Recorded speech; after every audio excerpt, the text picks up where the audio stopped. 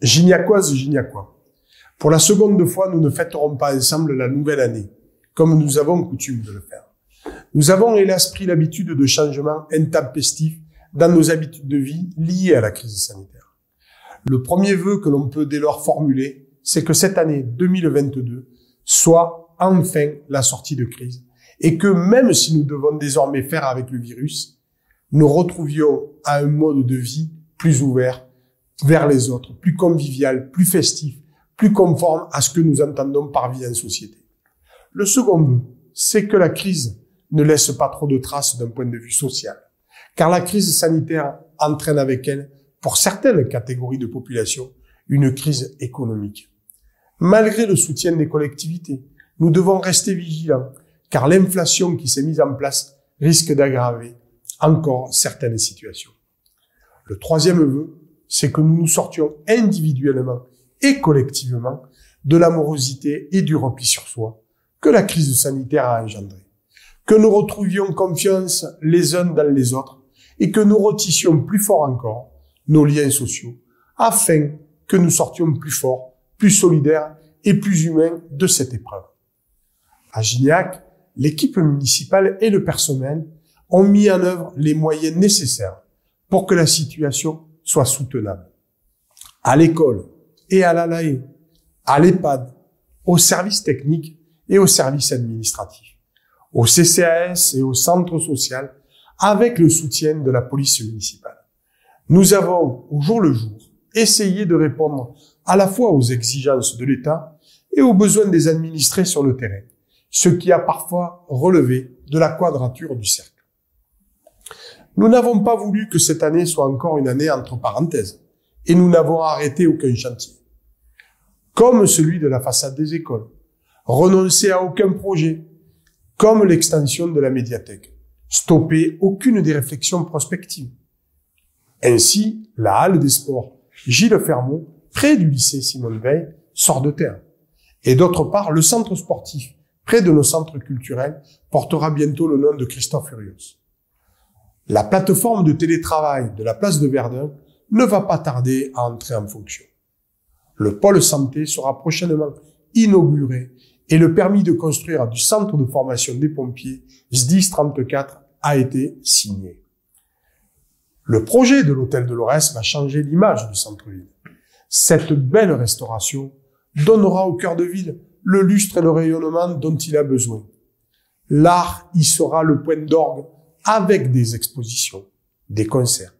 La gastronomie y tiendra une place de choix et les produits du terroir y seront à l'honneur.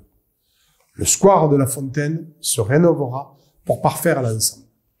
De quoi conforter les efforts de revitalisation du centre-ville portés par la commune. L'installation de communautés de communes qui portent le projet de commerce en cœur de ville. Et la plateforme d'initiative Cœur d'Hérault dans le cadre des projets Bourg-Centre financés par la région et Petites Villes de demain portés par l'État. Le département continue d'être pour Gignac un partenaire incontournable pour chacune de ses ambitions. Le centre-ville sera donc le focus de cette année 2022, avec une nouvelle étape dans le projet du chantier d'insertion, puisque désormais c'est l'extension des services de la mairie, la création d'un local commercial et surtout la restauration de la façade 17e qui sont attendus. Nous sommes également engagés dans le développement des énergies renouvelables avec Gignac Énergie, qui va développer le photovoltaïque dès 2022 et dans une action pédagogique sur le sujet des énergies renouvelables, avec le groupement d'entreprises Cemater et Demain la Terre, avec la mise en place d'une maison des énergies renouvelables sur le site de la Meuse. Nous avons dès que possible permis à toutes les manifestations culturelles, sportives et festives de se dérouler.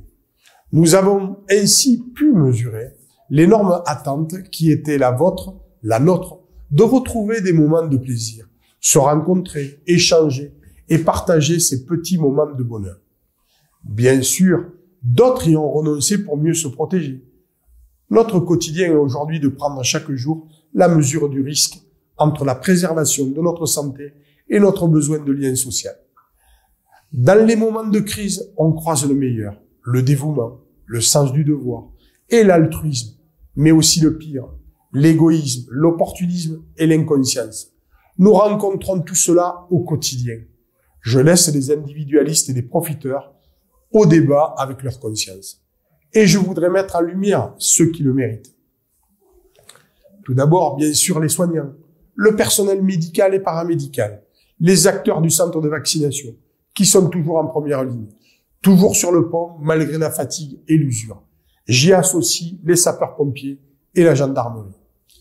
Je voudrais mettre en lumière les obscurs de cette crise, ceux qui accompagnent et amortissent, les aidants, les bénévoles des associations caritatives, les professionnels du social, les aides à domicile, les associations en général. Sans eux, que seraient devenues ces personnes isolées, handicapées, fragilisés ou en précarité? Ils étaient sur le terrain quand le Covid avait désorganisé les services de l'État et des autres collectivités. Qu'ils sachent que nous connaissons leur travail, leur engagement, leur rôle et leurs résultats et que nous en sommes infiniment reconnaissants. J'y associerai les acteurs culturels.